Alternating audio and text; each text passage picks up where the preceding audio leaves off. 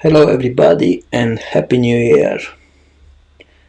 I'm going to be waiting for some eyes to show up on here, so I know that some people are watching, and obviously we're going to give a few minutes for everybody that likes to join, and then we will get started from where we left off last time.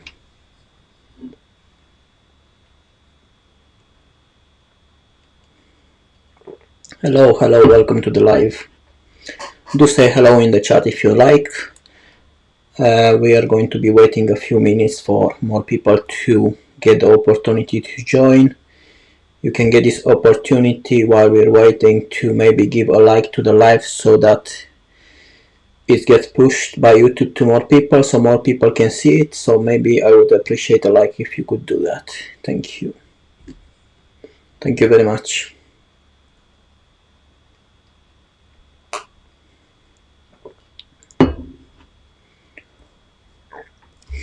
How are you guys? How is your day? Did you have a happy new year?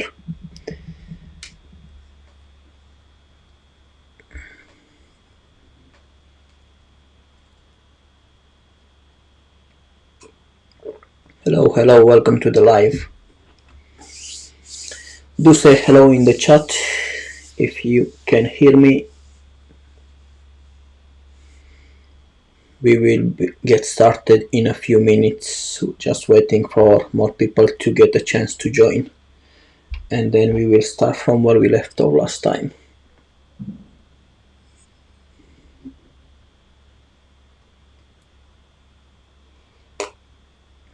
Hello.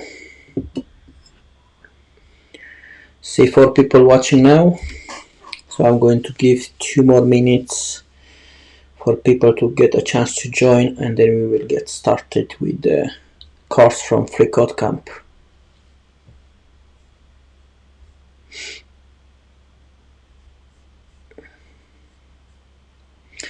Just wondering if the comments are not coming through or people are just not sending any message. Hello Roxana, Happy New Year. Are you gonna be here for just a while?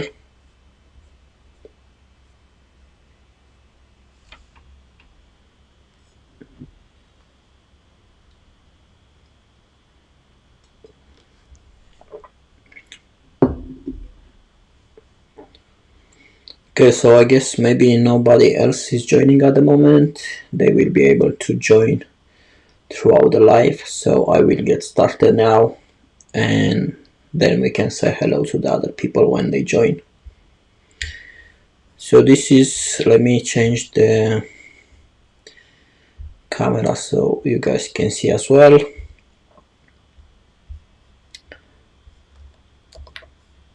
Right, so this is where we left off last time. It's called,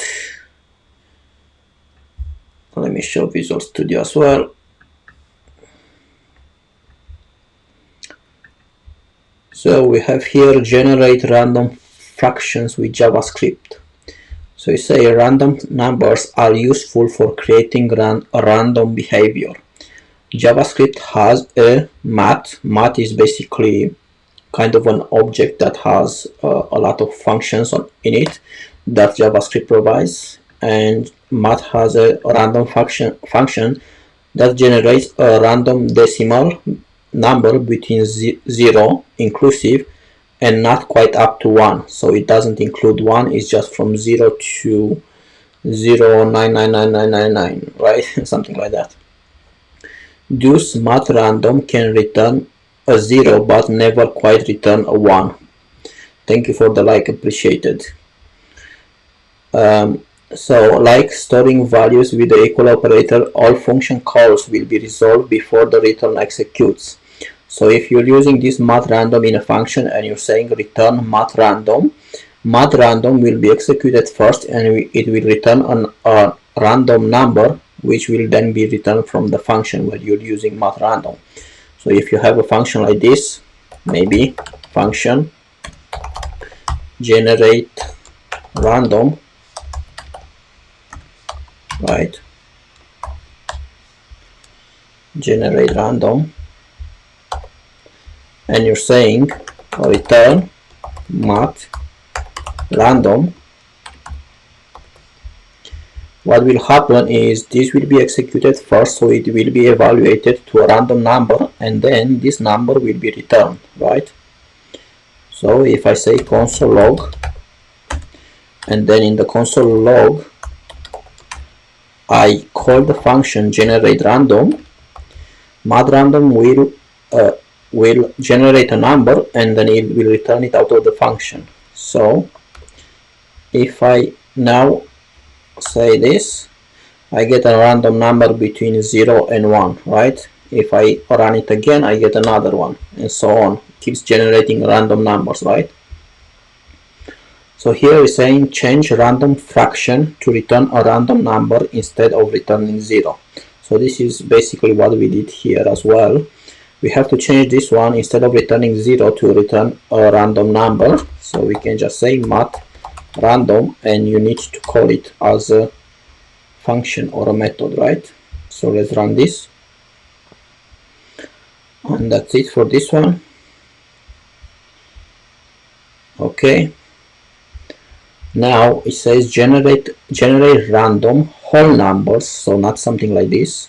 We need whole numbers like 1, 2 or 3 or something like that. So it's great that we can generate random decimal numbers, but it's even more useful if we use it to generate random whole numbers. So here it says use math random to generate a random decimal. Multiply that random decimal by 20. Use another function, mathfloor, to round the number down to its nearest whole number. So basically, if you're saying something like this, const random number equals to math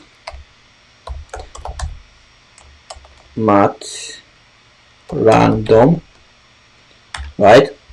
This will be a number between 0 and 1, but it's going to be decimal number, right? Between 0 and 1.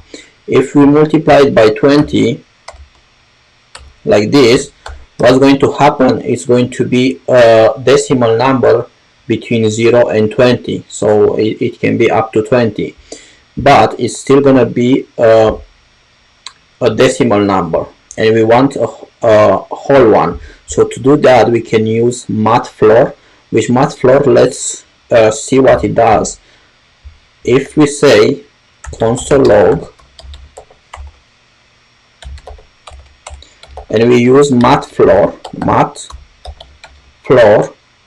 and we give it a number like 21, what this is going to do is it's going to round up to the nearest lower number, so like 3, and we're going to get 3, right? Because it's basically floors it, so it's just returning the whole number. So we get 3. If we put 389, right, we still get 3. So it's basically taking everything that's after the dot or the comma, right, and it's just keeping the whole number. So that's what mathfloor does. So if we want a number between 0 and 19, probably something like that, we can say math. First we create the random number between 0 and 20, but it's a decimal number, right? So math random multiply by 20, and we want to basically use mathfloor on this one. So we're using mathfloor,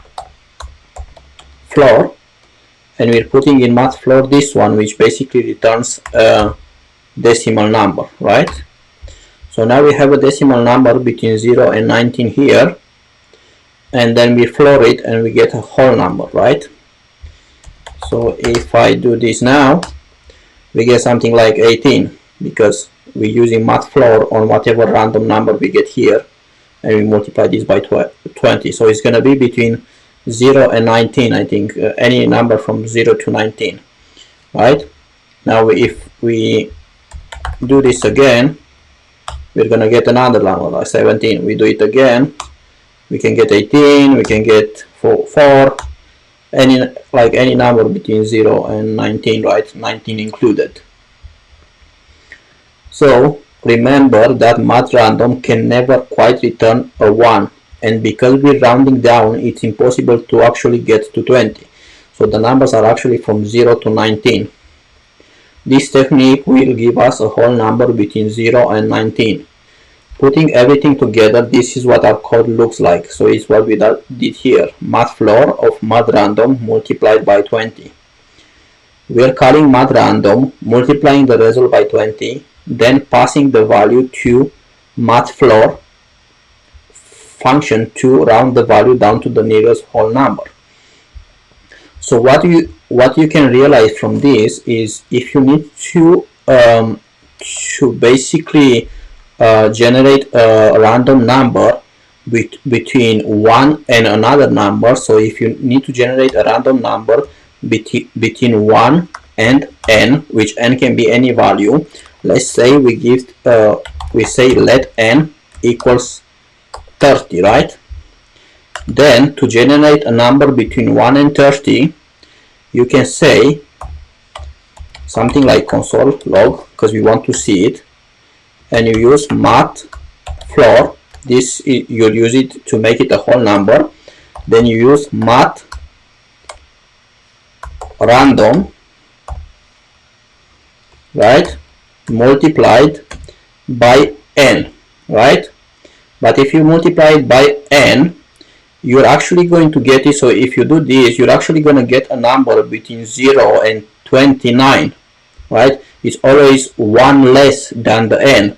So to basically get a number between actually not 0 but 1 and that n number, we have to do this, right? This, and at the end you add an 1. So that would mean instead of getting a number between 0 and 29, you get a number between 1 and 30, right? So you're saying mathFloor of mathRandom multiplied by n, and then you add 1 to it, so that you have between 0 and 29, not between 0 and 29, you want to have between 1 and 30, right? So now if you use this, you're going to get any number between 1 and 30, right? Look, we get 30 and 1. So you can see we can also do this, something like this. We can make a loop, right? Let me say for let I equal 10, I less than 0. So I equals 0, I less than 10, I plus plus, right? And what I want to do is this. So what this is going to do is going to log to the console 10 numbers, 10 random numbers between 1 and 30, right? So you can see we get 10 random numbers between 1 and 30, right? It can be any numbers. Now if I put this like 5, you can see it better. You can see that the numbers will be, and maybe put here 20, we will get 20 random numbers between 1 and 5, and you can see that there are only numbers between 1 and 5 when we were going to run this, right? So if I run this, you can see all the numbers that you can see are somewhere between 1 and 5. All right. Okay. So I would ask, if you're watching and you're enjoying this, maybe you can hit the like button so that more people can see it and get some knowledge as well. Study along with us, right? Okay. So here is saying use this technique to generate and return a random whole number between 0 and 9. So because we're saying between 0 and 9, what we're saying is return mathFloor. Instead of saying mathRandom, we're going to say return mathFloor, because we need a whole number, right? mathFloor. In mathFloor, we're going to use mathRandom. And because we need one between 0 and 9, what we're going to do is going to use the n value is going to be 10, because that's how we find a value between 0 and 9, right? So we're just multiplying this by 10, and that's going to return us a value between 0 and 9. Alright. Okay. Now it says generate random whole numbers within a range. So here is saying instead of generating a random whole number within 0 and a given number like we did before, we can generate a random whole number that falls within a range of two specific numbers. To do this, we'll define a minimum number min and a maximum number max, right? So here's the formula we'll use. Take a moment to read it and try to understand what this code is doing. So basically here, you're generating, if you have like a const min, and we're saying 2, and const max equals 7, we want to generate a number between 2 and 7, right? And the way you do that, you're using this formula.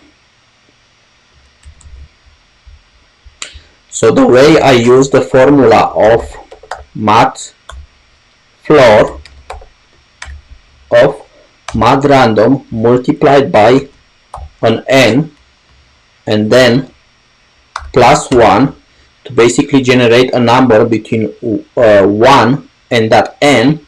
The way we generate a number between min and max, you can imagine that instead of having the min as 1, which is the one we're adding here, we're using the min value. So here, as you can see here they have min, right?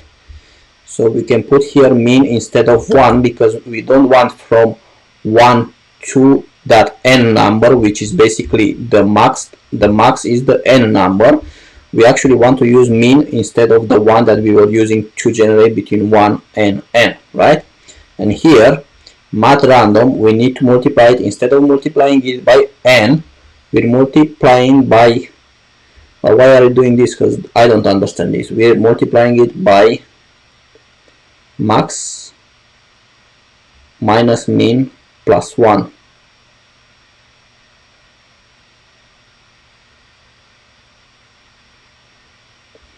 Oh, so yeah, we're doing that. This is a bit of a weird one actually. So let's see how it is in this case. We're multiplying by, we're adding 2 here, and we're multiplying this by 7 minus 2 plus 1. So we're multiplying this by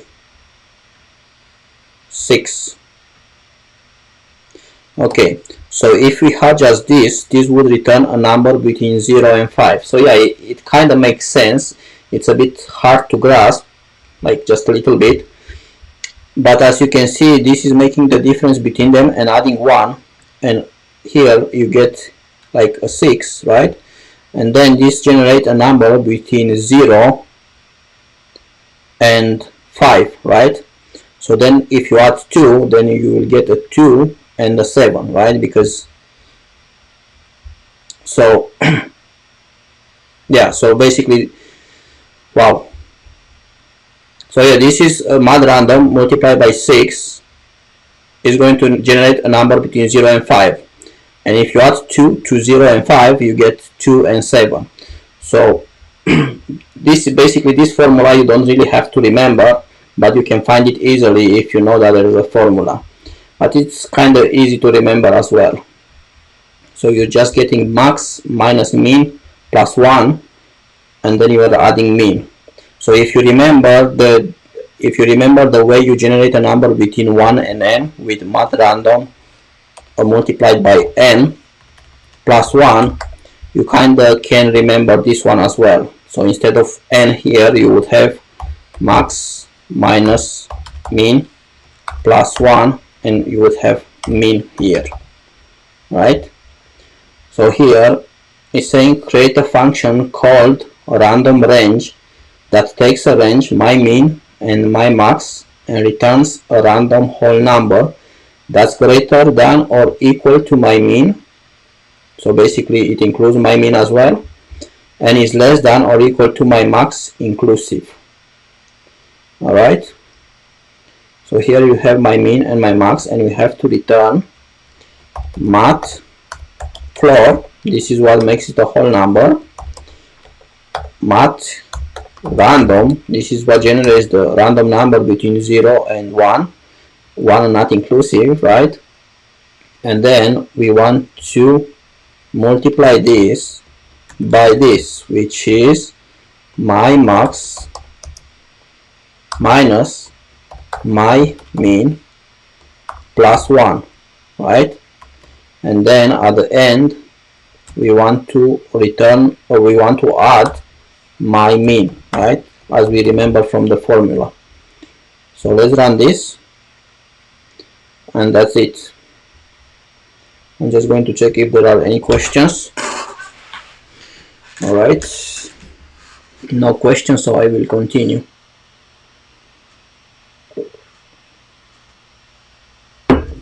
Alright, let me clear this.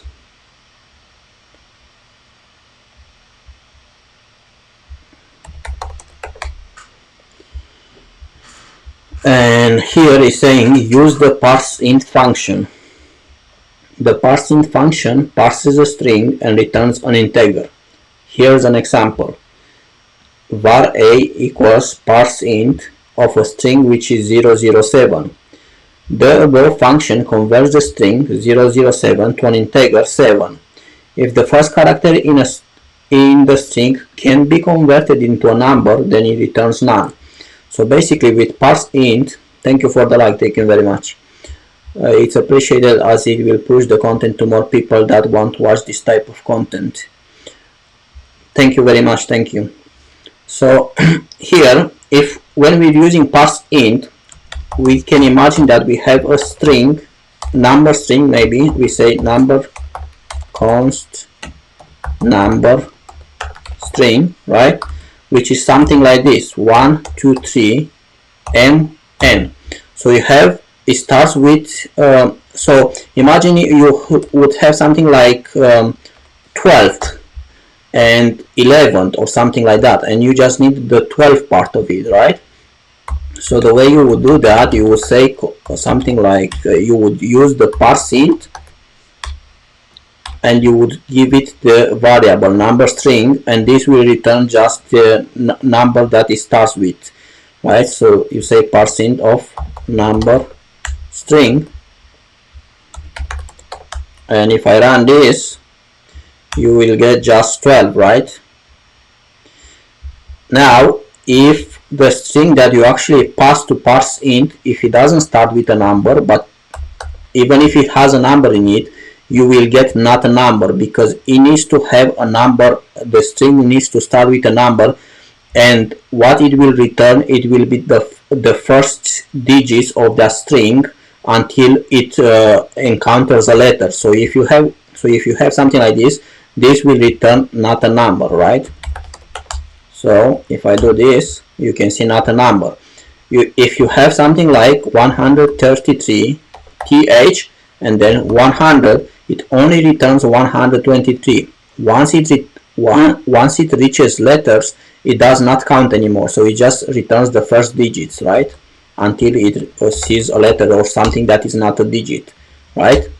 So you just get 123. And here, if you use 007, it will only return 7, because 007 is not an actual number, it's just 7, right? So this will return 7. Alright, so here is saying use parseInt in the convert to integer function, so it converts the input string into an integer and returns it. So here we're saying return parseInt, which is the function, the method that we learned, and we're passing string, right? So let's run this, and that's it for this one. Vishal, hello, how are you? Did you have a good new year? How are you doing? What you've been doing lately? I'm doing good, by the way. I started 100 days of code challenge as well, so that's pretty nice. Okay, let's see what we have here. It's saying use the parsing function with a radix. So the parsing function parses a string and returns an integer. It takes a second argument for the radix, which specifies the base of the number in the string. The radix can be an integer between 2 and 36, so it can basically you can use the parsing function to also transform a number to another base. So I will show you before we go further what you can do with this. For example, if I say console log and I say parse int, I can even pass something that's not a string. I can pass something like 1234 and I give it a base of 2, and what this will return me, it will return me from what I know, it should return me a string with the number in base 2, so basically in binary. So let's do this. So in binary, this is, no, I think I'm having it wrong. I think it's the other way around. So let's see what they say. Oh, right. So so basically here, if you're using parse int and you give it a string and you want it to a string that's a number and you want to transform it in a like kind of an integer, you can also tell him in what base that string is. So if you pass it this string of 11 and you tell him this is in base 2, it will transform that number from base 2 to base 10, right, which is our base, right? So that's how you would, as you can see, that's how you would actually write 3 in base 2. So this will actually return 3, right? So if I do this, so basically this is a string with 1 1, and we also tell it that the base of this string is the base of 2 or binary, and this will transform it actually in base 10, so we will get a 3. So let's console log a,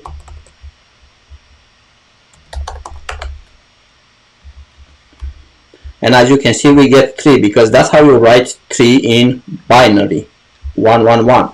If I pass something like 1 1 1 1, I probably gonna get something like 16. I'm not sure, something around that. So let's do now. Well, 15 is basically 16 minus 1. So if you give it a string that's a number, but you tell him in what base it is and you tell him it in base 2, then you can actually use parse int to transform a binary number into a base 10 number by specifying here the base. Now if I give it something like this, maybe 14 f c 2 and 4, maybe something like this, this is basically something in base 16, right?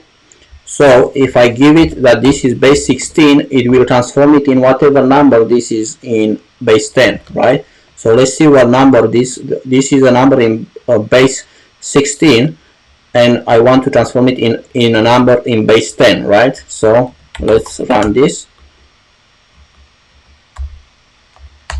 and it tells me that this number is actually this number in base 10, right?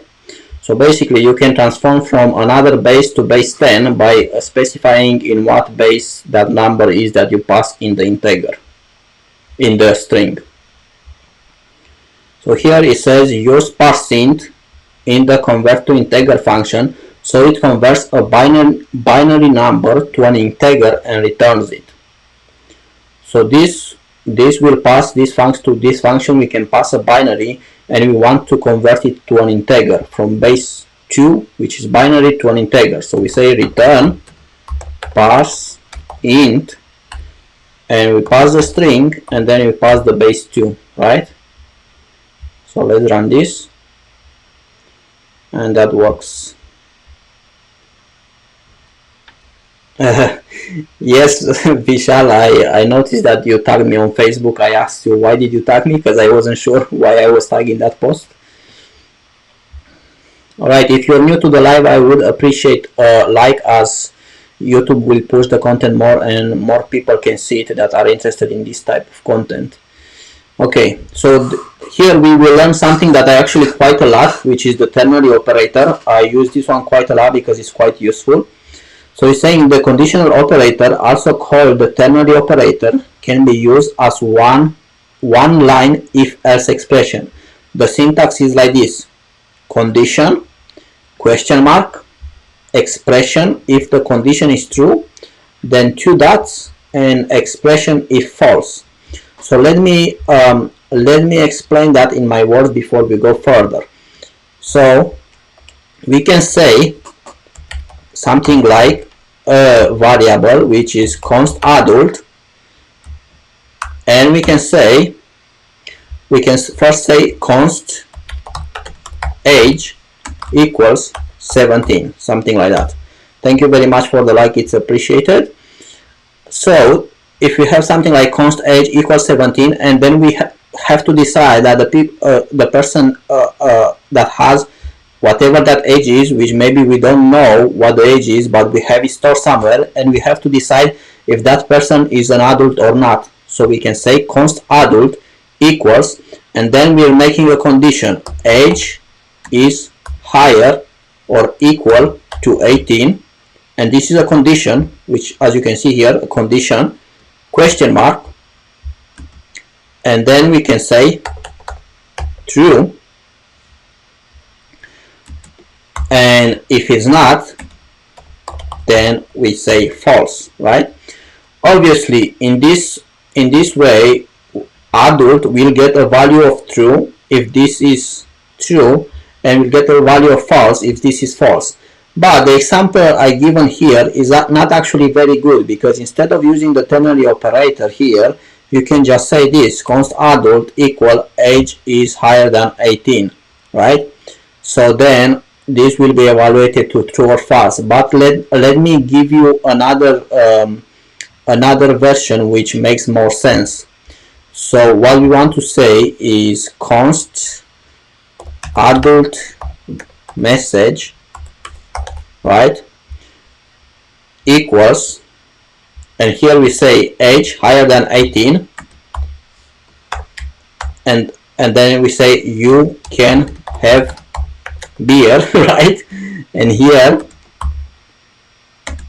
we're saying go back to mommy, right? So now if we console log the message, the adult message,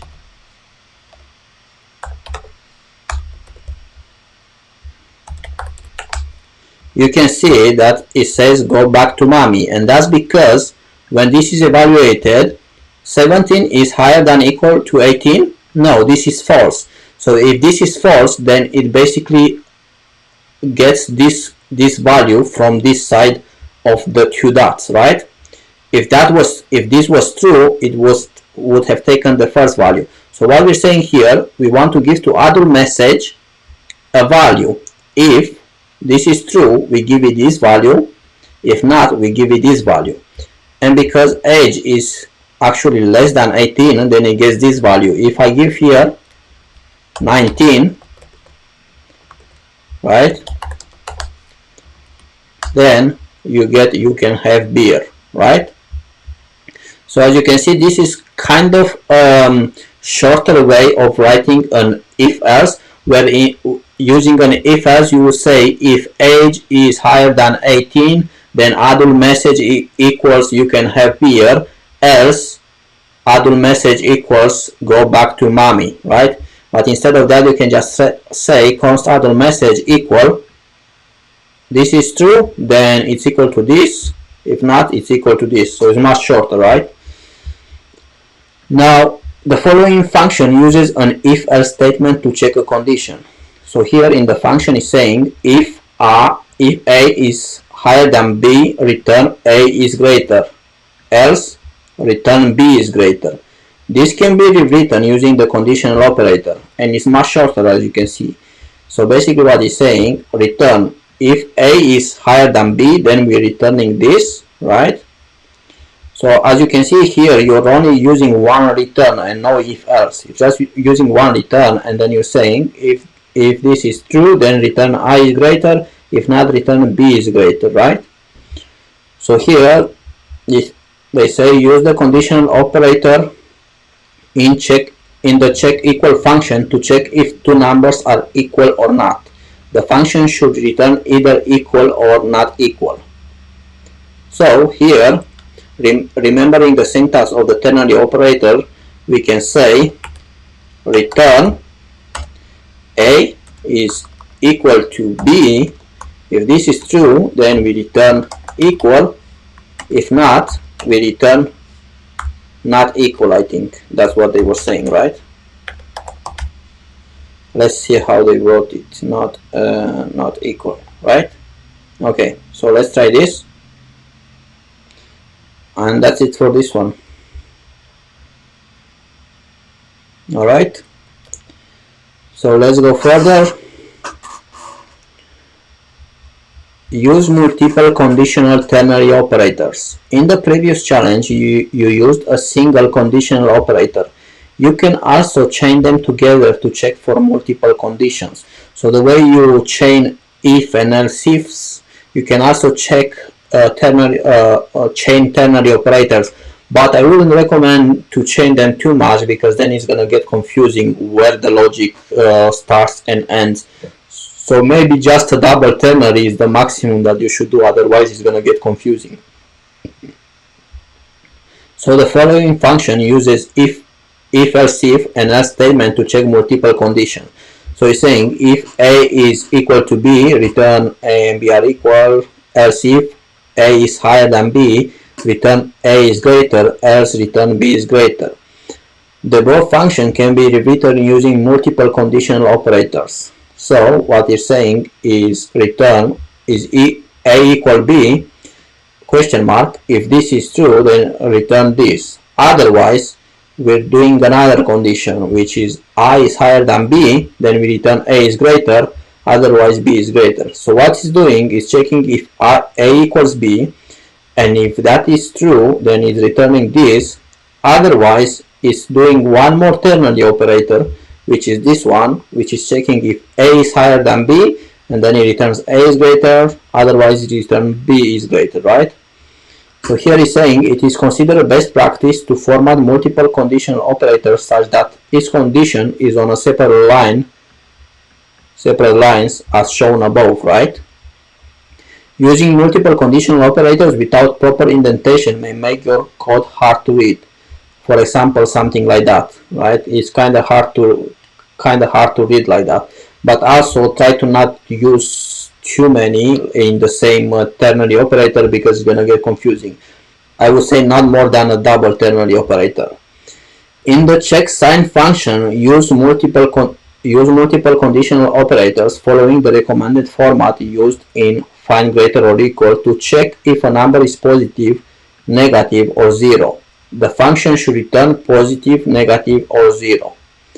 So what we're saying is return, and then we're saying num equals 0.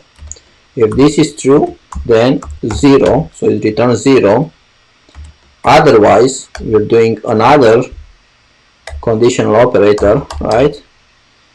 And let's say num higher than 0, then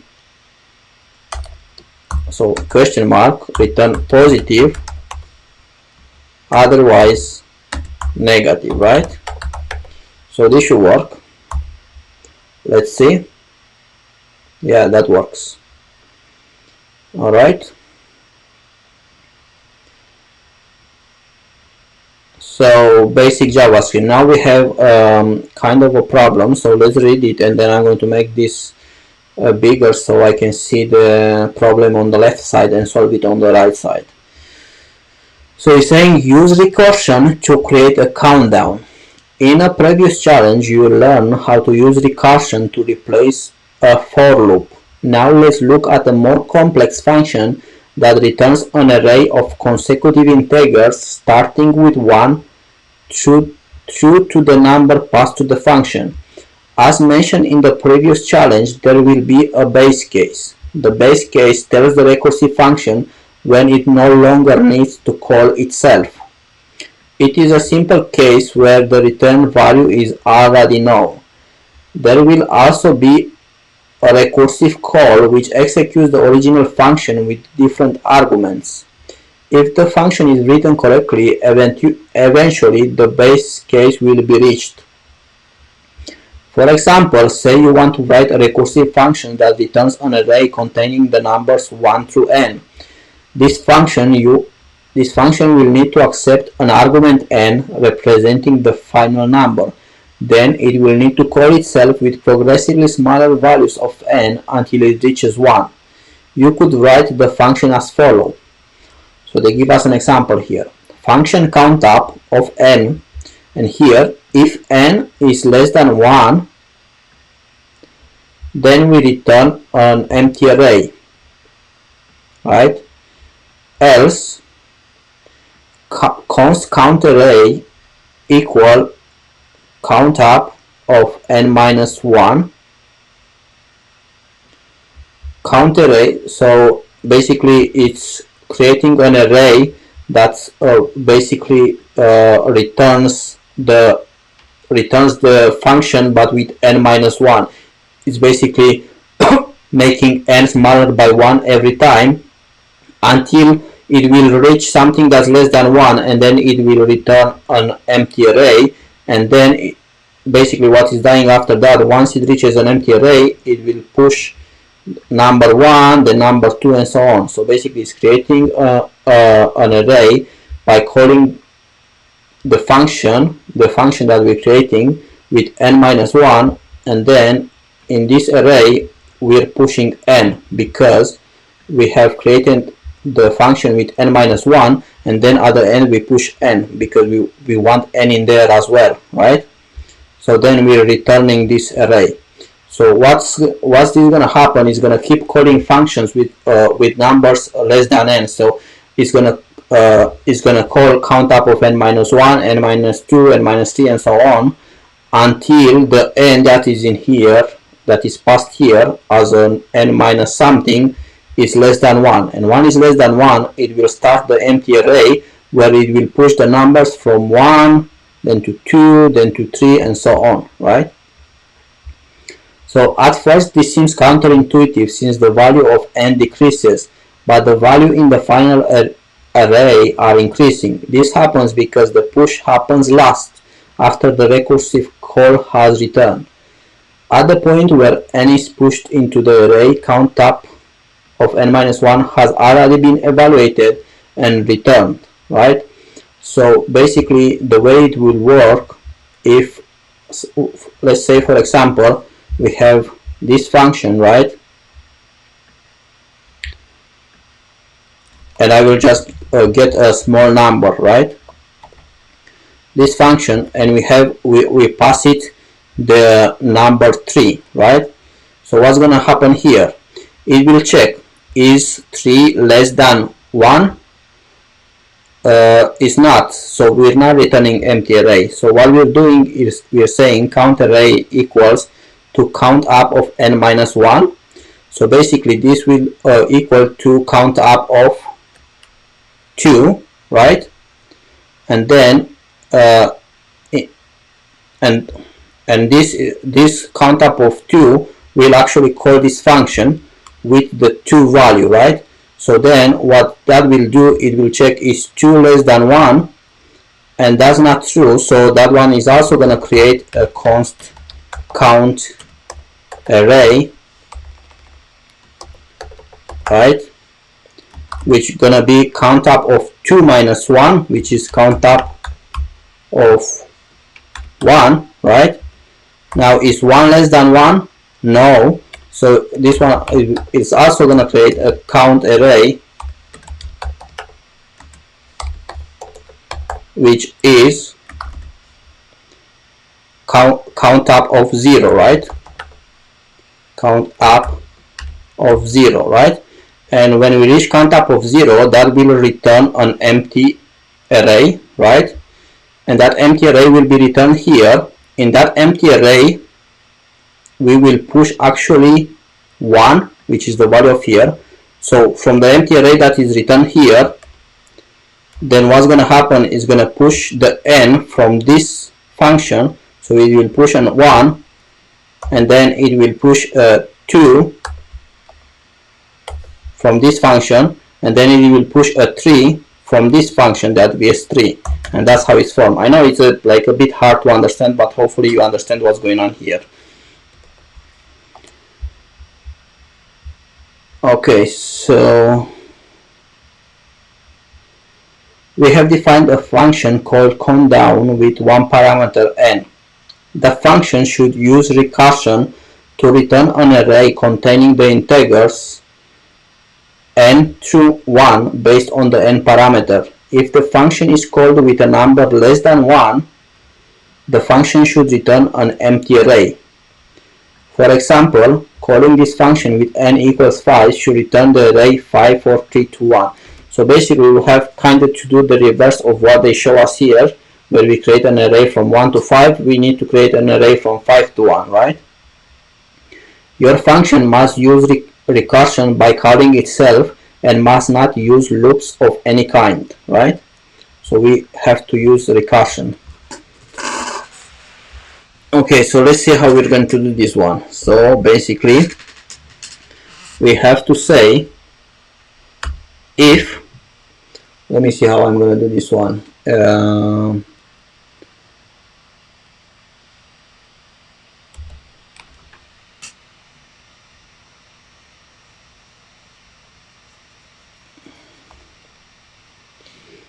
Okay, so we have to basically create an array by from n to 1. So what we want to do is we are going to say if n is less than 1, right, which is 0, then we return an empty array. We start with this, return empty array, because if it's less than 1, then it's not going to be even 1, so we don't even have an 1 in it, so it's only going to be an empty array. So then what we're going to say, else we want to say so we will need the number n first pushed into it, so we have to create an array.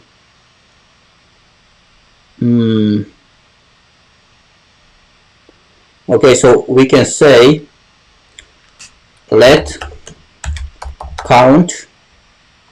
So instead of using a push like they were doing before, we can use unshift, so we can basically put it at the beginning. So we can say count array, and we can create one with countdown of n minus 1. So if n would be 5, for example, then we want to use a countdown of 4. So we say countdown of n minus 1.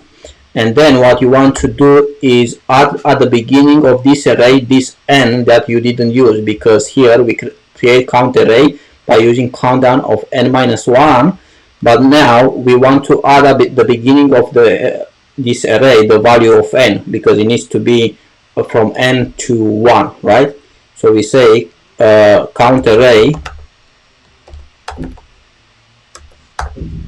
equals, well, not equals, count array unshift, and we unshift n, right?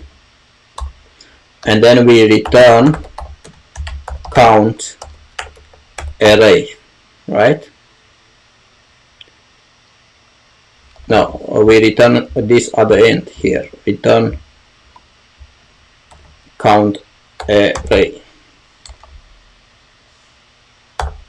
All right, so let's try this.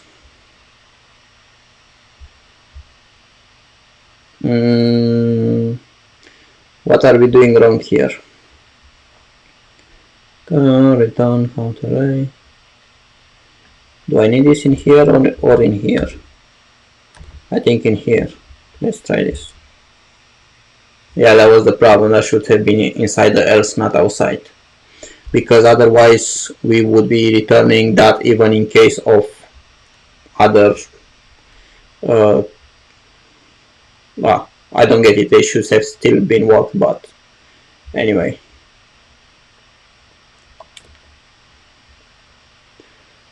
Okay, so here is saying use recursion to create a range of numbers.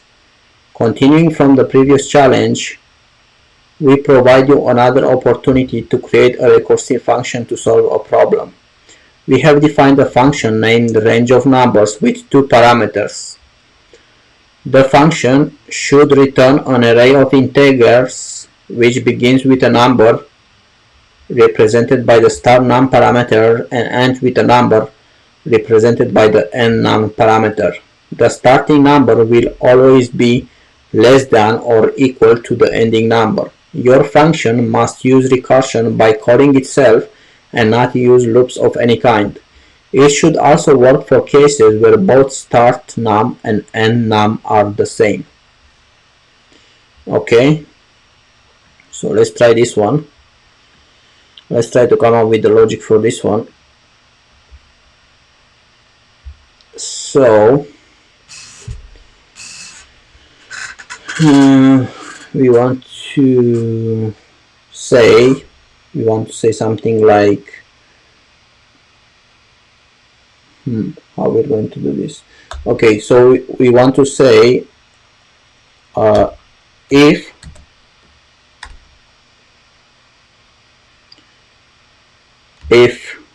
if start num is equal to end num, right? We want to return an empty array. Within two parameters. The function which begins with a number represented by the star num parameters and when with a number represented by n num parameter. The starting number will always be less than or equal to the ending number. And then we say, and then they're saying that it should also work for cases where both star num and n nums are the same, even though they're saying that it's always going to be less. Anyway, it's kind of weird, but I think what we want to say is if star num equals to n num, then we want to return end num, an array with n num in it, or an empty array maybe. No, we just want to return n num, so an array with n num in it, and else we want to say let array equals a range of numbers, and in here what we want to do is increase start num by 1, start num by 1, so we put start num plus 1 and end num. So here we're saying we're creating an array which is basically another call of the function, but we're increasing start num by 1 because we want to reach a place where start num will be equal to n num in the call of the function. So beside that we want to say array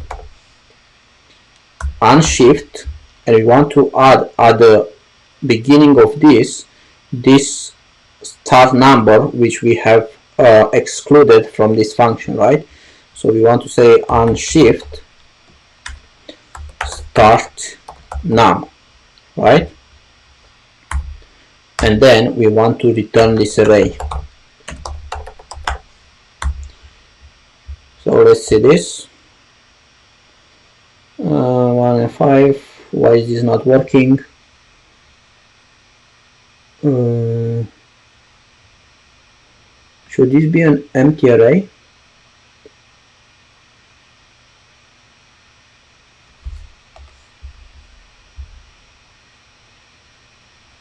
Why is this not working? If star num equals to nnum,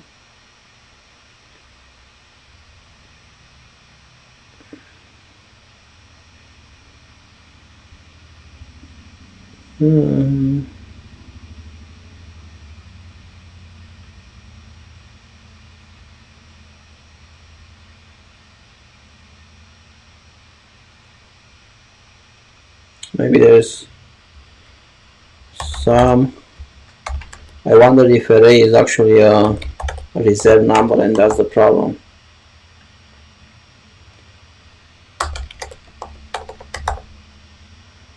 Return some array. Let's see.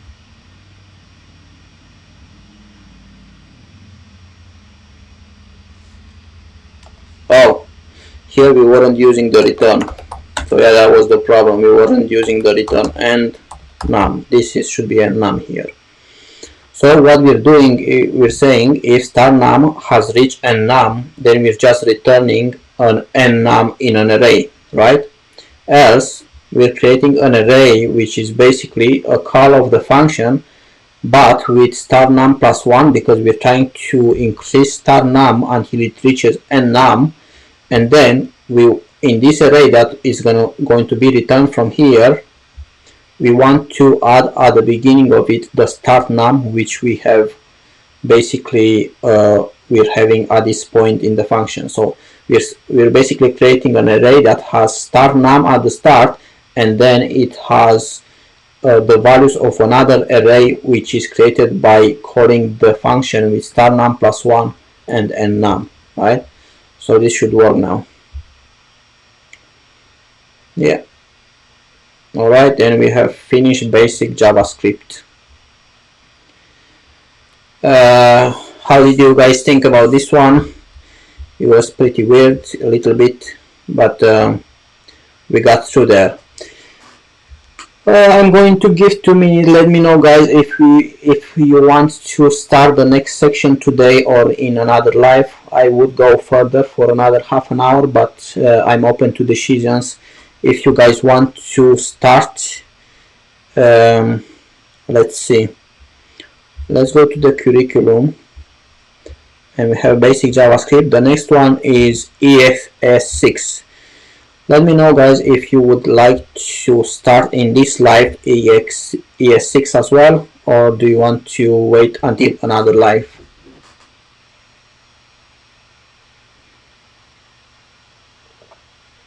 Also, let me know if you have any questions about what we have went through. I'm going to give 2 minutes, and if nobody says anything, I'm just going to continue for a bit more. Also, if you're new to the live and you didn't give a like, I would appreciate one. Thank you very much.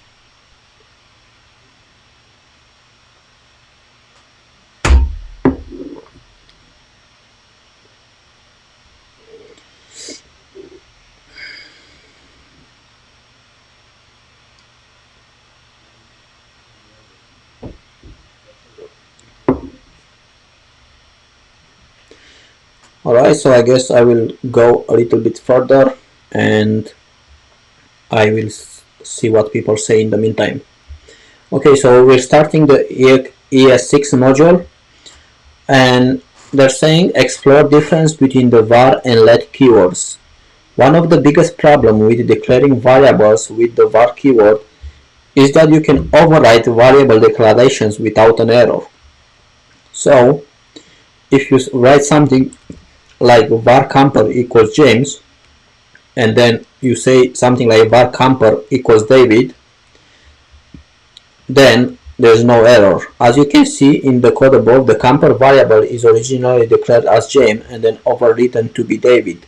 In a small application, you might not run into this type of problem, but when your code becomes larger, you might accidentally overwrite a variable that you did not intend to overwrite, because you may name a variable like you named another variable because you forgot about naming that variable that way, right? So when you're using the var keyword and when you basically declare a variable with the same name that you declared before, you get no error. While if you're using the let keyword, which I recommended throughout this whole lives, then you will get an error and you know that you have messed up somewhere, right?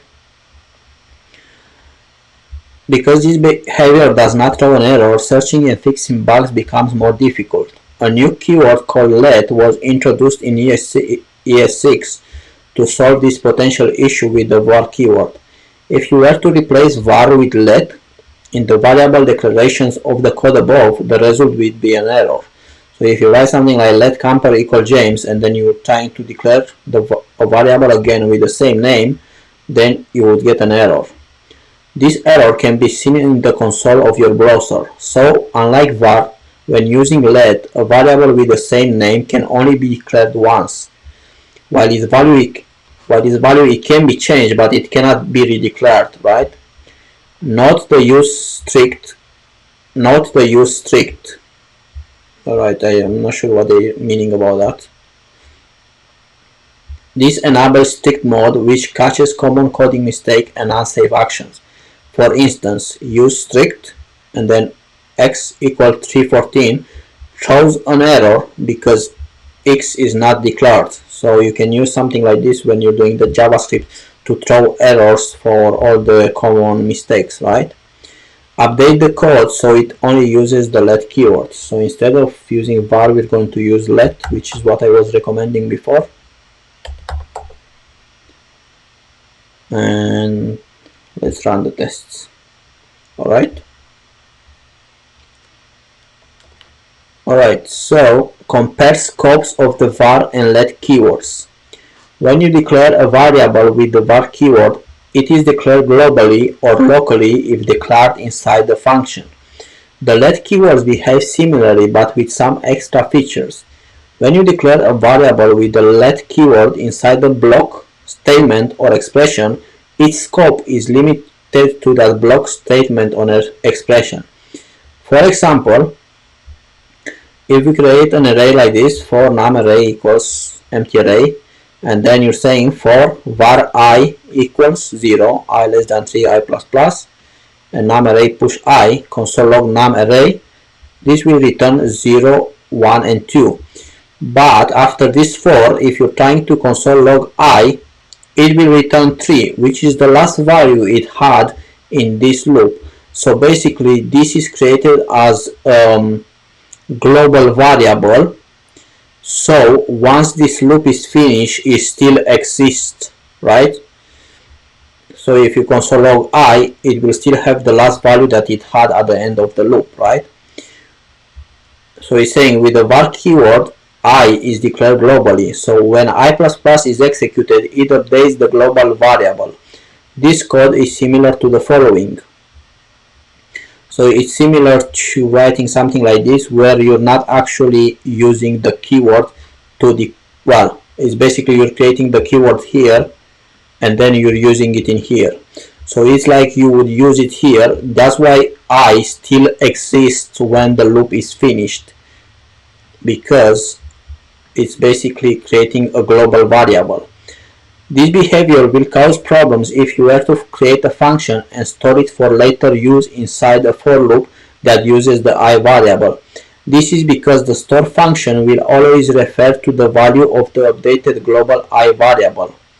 So if you have something like this, var print num2, so you're creating a variable and then you're saying for var I equals 0, I less than 3, I plus plus, and then you're saying if I equals 2,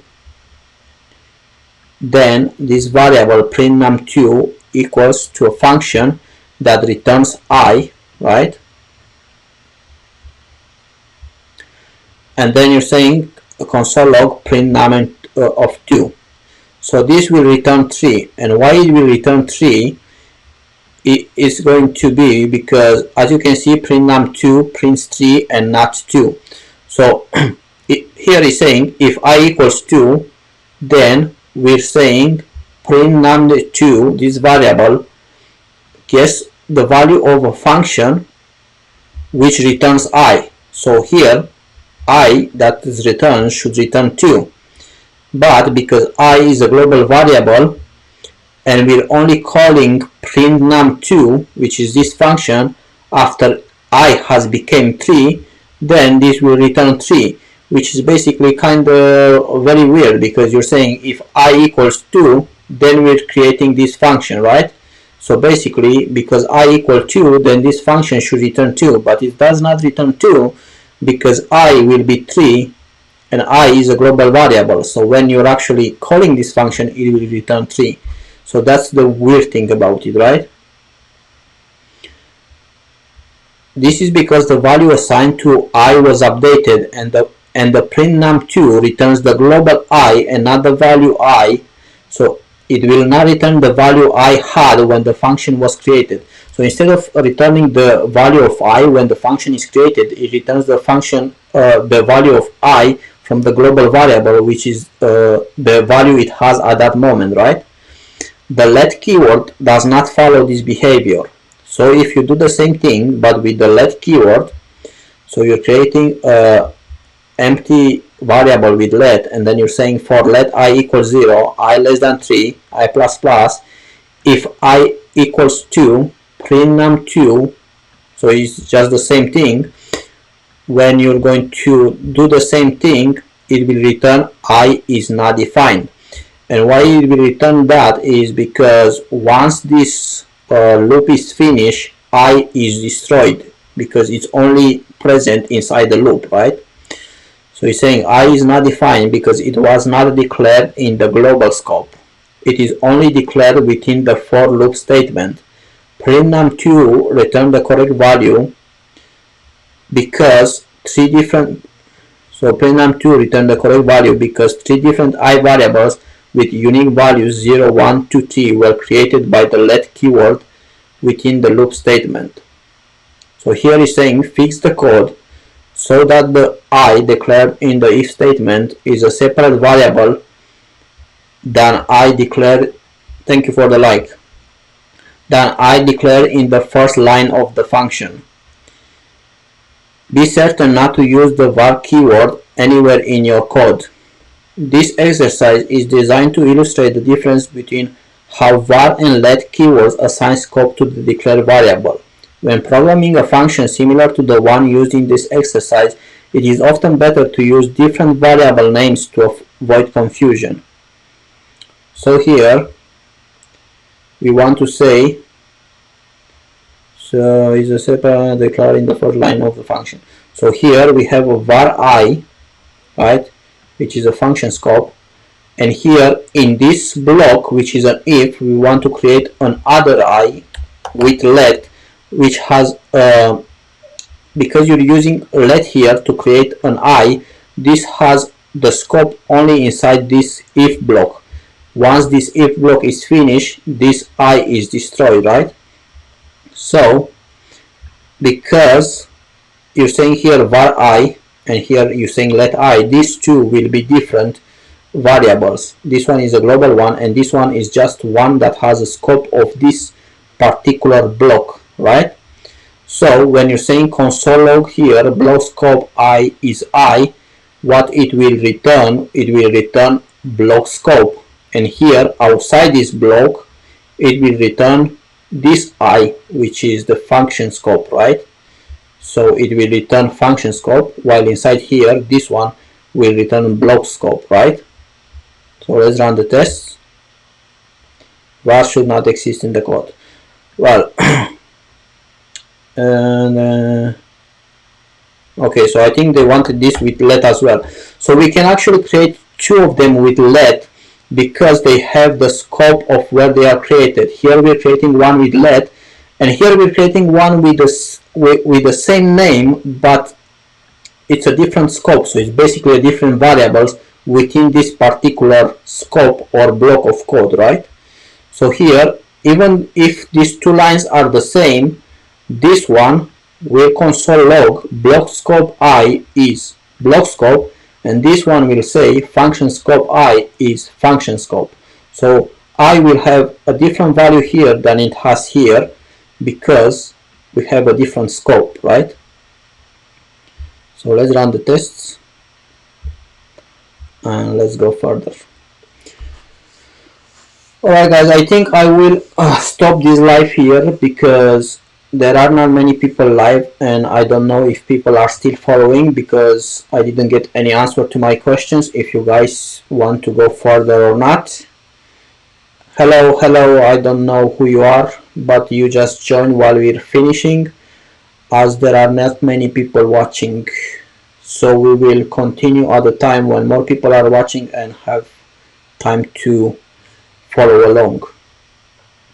I will give 2 minutes for any questions or for you guys to let me know if you actually want to go further now, or if not, I will finish the live at this point.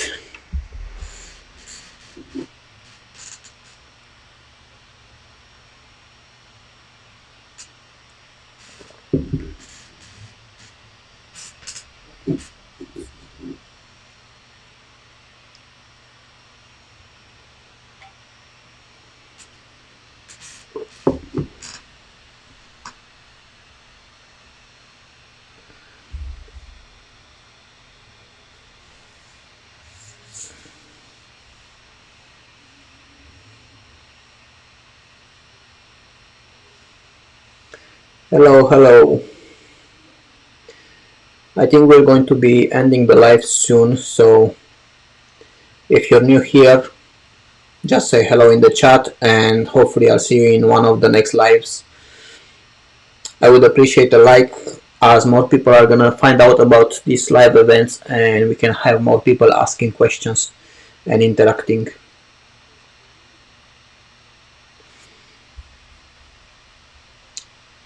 Sure, ask away. I'm not sure if I'm gonna be able to respond, but you can give it a try.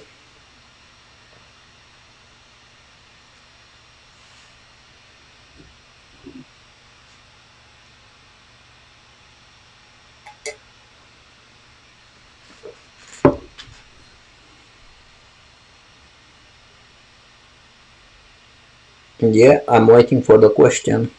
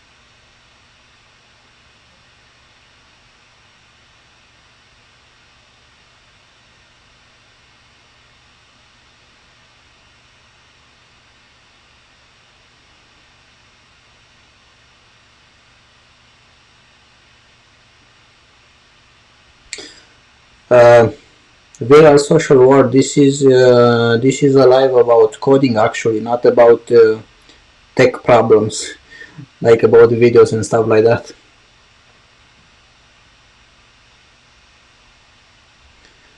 I don't think this is coding related.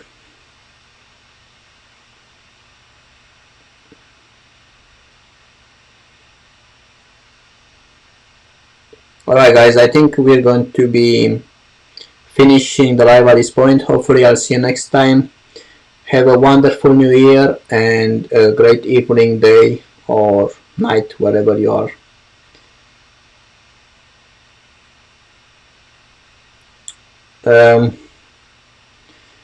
Viral social world, you can try to use video converter online and try to change the codec by which the video is encoded. So try to find video converter online and use it to convert the video by using another codec and see if that can help you. Other than that, I'm not here to solve technical problems like that. This live is about coding. So everybody, I'll see you next time. Thanks for joining and bye bye.